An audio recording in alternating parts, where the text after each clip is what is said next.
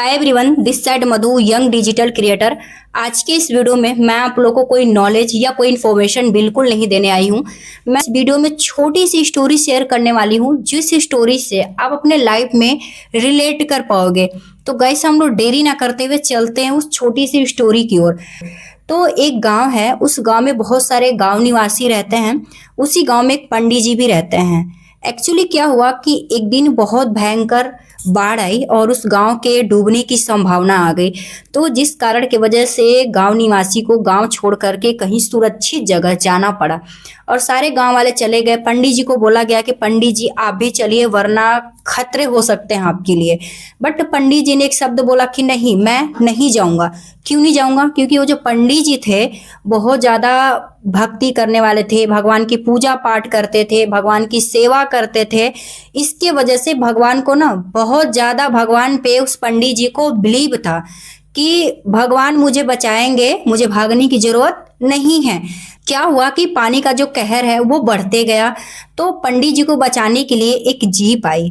तो पंडित जी ने डायरेक्टली उन्हें मना कर दिया कि नहीं, मैं नहीं जाऊंगा, मेरे स्वयं जो प्रभु हैं मुझे बचाने आएंगे। उन्हें मना कर दिया गया। तो जो जीप वाले थे वापस चले गए।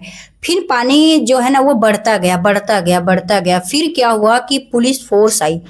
पंडित जी चलिए, वरना आप डूब जाएंगे। पंडित जी ने एक ही शब्द बोला कि मेरे प्रभु, मेरे भगवान आएंगे मुझे बचाने के लिए। फिर जो पुलिस फोर्स थी वो भी चली गई। फिर नाव वाले आए। नाव वाले ने बोला कि पंडित जी चलो, वरना आप डूब जाओगे। पंडित जी ने फिर वही दोबारा रिपीट किया कि मेरे प्रभु, मेरे भगवान मुझे आएंगे बचाने। फिर नाव वाले भी हुआ कि पानी का कहर बढ़ गया। तो पंडित जी को छत पे जाना पड़ा। अब छत पे क्या हुआ कि पानी बढ़ने लगा। अब पंडित जी के जो पानी है वो गले तक पहुंच गया। ऊपर से जहाज आती है और वो जहाज में कुछ लोग होते हैं जो कि बोलते हैं कि पंडित जी आप चलो, वरना डूब जाओगे, पानी जो है बहुत तेजी से बढ़ रहा है। बात बोला कि मुझे प्रभु, मेरे भगवान मुझे आएंगे बचाने। फिर वो जहाज वाले चले गए। पंडित जी डूब के मर गए क्योंकि पानी बहुत ज्यादा बढ़ चुका था, बचने का कोई चांस नहीं था। अब पंडित जी मर गए। अब गुस्से में भगवान के ऊपर गए।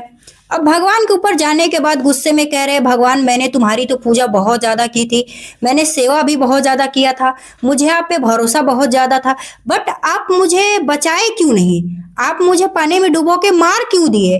तो भगवान ने पंडित जी को बोला कि आप एक चीज बताओ, आपके पास नाव वाला गया था, जीप वाला गया था, पुलिस वाले गए थे, लास्ट में हवाई जहाज भी गया था। तो वो सब कौन थे? वो सब कौन थे? उन लोगों को भेजा किसने था? उन लोगों को भेजा तो हमने ही था ना, तुझे बचने के लिए। बट तू बचना ही नहीं चाहता तो हम क्या करें?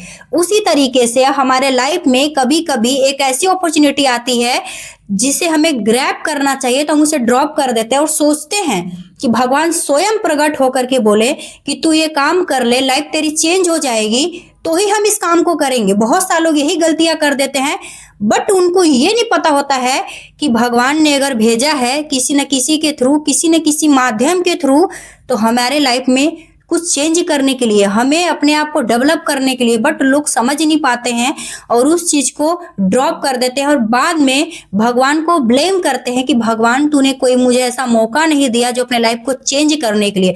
तो भगवान हर एक पर्सन के लाइफ में मौका देते हैं, बट उसे आप कैसे ग्रैब कर रहे हो ये भी डिपेंड करता है। तो बहुत सारे लोग ड्रॉप करके ब्लेम लगाना स्टार्ट कर देते हैं। तो मैं आपको बताना चाहूंगी कि स्वयं भगवान आपके सामने आकर के ये नहीं बोलेंगे कि तुम इस काम को करो, किसी न किसी माध्यम, किसी न किसी के थ्रू भेजेंगे। समझना, इम्प्लीमेंट ये आपको है। तो कभी भी भगवान किसी के बुरा नहीं चाहते हैं, अच्छा ही चाहते हैं। इसलिए सोचते हैं तुम कुछ करो तो किसी न किसी के थ्रू वो भेज देते हैं।